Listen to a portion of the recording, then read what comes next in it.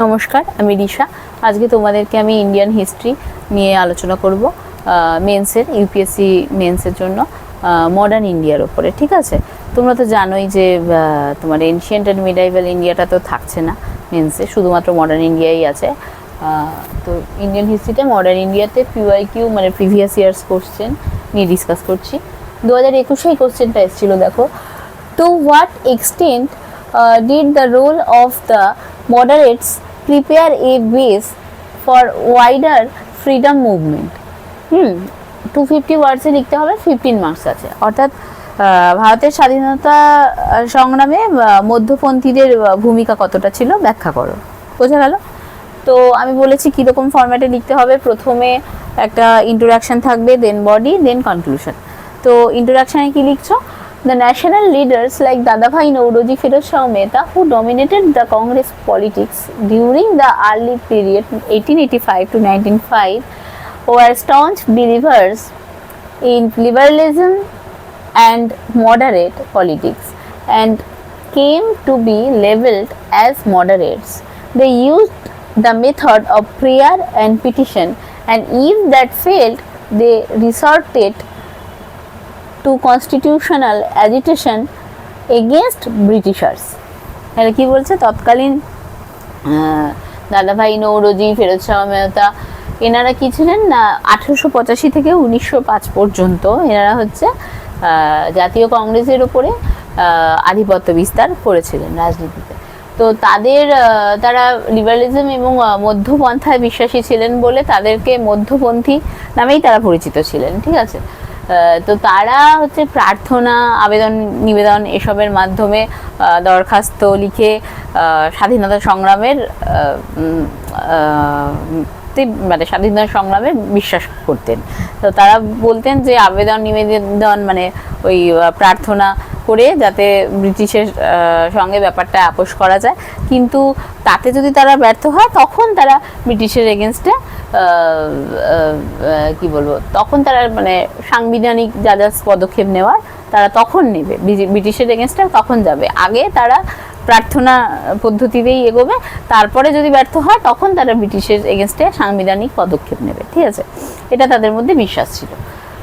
তো এবার বডিতে আসছো।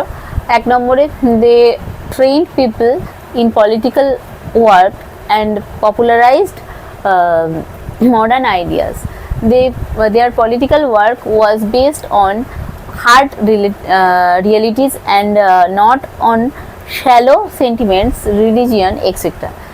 They were able to create a wide national awakening of all Indians having common interests. বলছে তারা জনসাধারণকে রাজনৈতিক কাজকর্ম সম্পর্কে শিক্ষিত করেছিল এবং আধুনিকীকরণ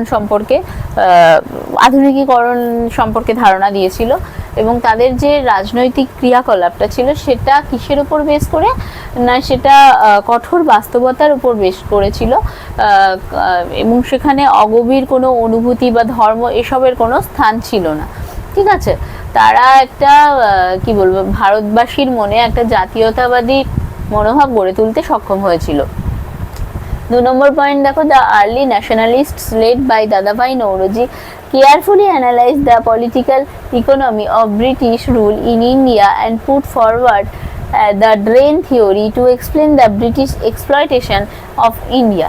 বলছে তৎকালীন দাদাভাই নৌরোজি এরা যারা ছিলেন, তৎকালীন যারা ছিলেন তারা মানে স্বাধীনতা সংগ্রামী যারা ছিলেন তারা হচ্ছে কি সাধারণ মানুষকে এক্সপ্লেন করতে সমর্থ হয়েছিল ব্রিটিশরা যে ভারতের প্রতি যে কি বলবো ঔপনিবেশিক যে রুল তৈরি করেছে মানে ভারতকে তার মাধ্যমে যে এক্সপ্লয়েট করছে এটা বোঝাতে সক্ষম হয়েছিল। জনসাধারণকে ব্যাখ্যা করেছিল ড্রেন তত্ত্বর মাধ্যমে কি করে ঔপনিবেশিক কথার মাধ্যমে ঔপনিবেশিক রুল, কলোনিয়াল রুল তৈরি করে ভারতকে কি করে এক্সপ্লয়েট করেছিল সেটার ব্যাখ্যা দিয়েছিল জনসাধারণকে, সেটাই বলছে।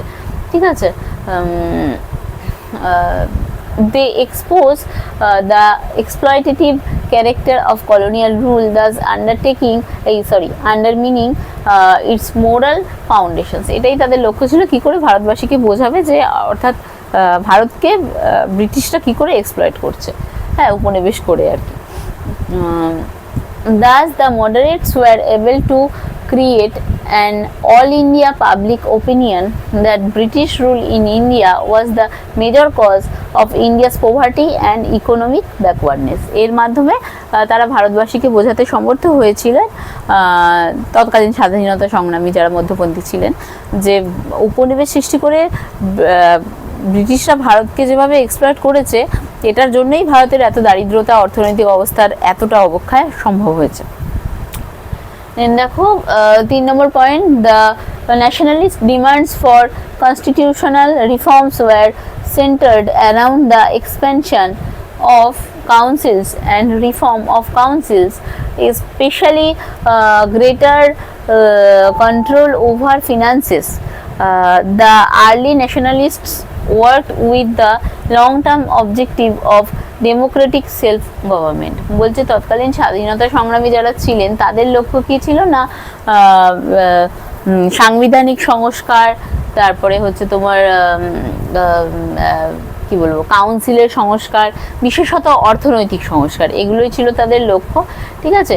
আর তারা ওই তৎকালীন যারা স্বাধীনতা সংগ্রামী ছিলেন তারা চেয়েছিলেন একটা গণতান্ত্রিক সরকার প্রতিস্থাপন করতে, ঠিক আছে, প্রতিষ্ঠা করতে। তো এগুলো ছিল তাদের লক্ষ্য।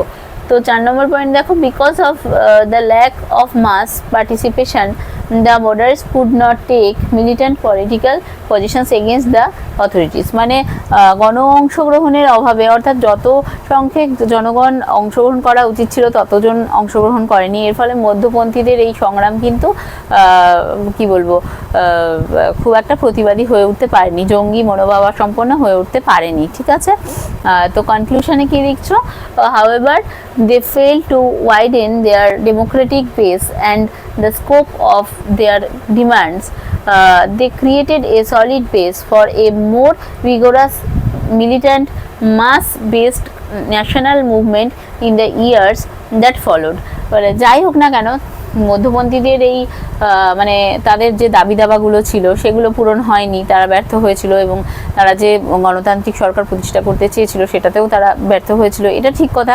কিন্তু তারা একটা কঠোর কাঠামো সৃষ্টি করে গিয়েছিল, যার ফলে পরবর্তীকালে এই আন্দোলন কিন্তু আরও জোরালো হয়ে ওঠে। বোঝা গেল তাহলে কি বলেছি আমি? তো এরকমভাবেই লিখবে তোমরা, যেরকম তোমার PYQ-গুলো আসছে এই টাইপের আসছে, আরও নানান ধরনের আসবে, এটা তো আর রিপিট হবে না, জাস্ট আমি বোঝানোর জন্য এতগুলো কথা বললাম। তো এরকম ফরম্যাটেই তোমরা লিখবে। এটা 2021-এ এসেছিল।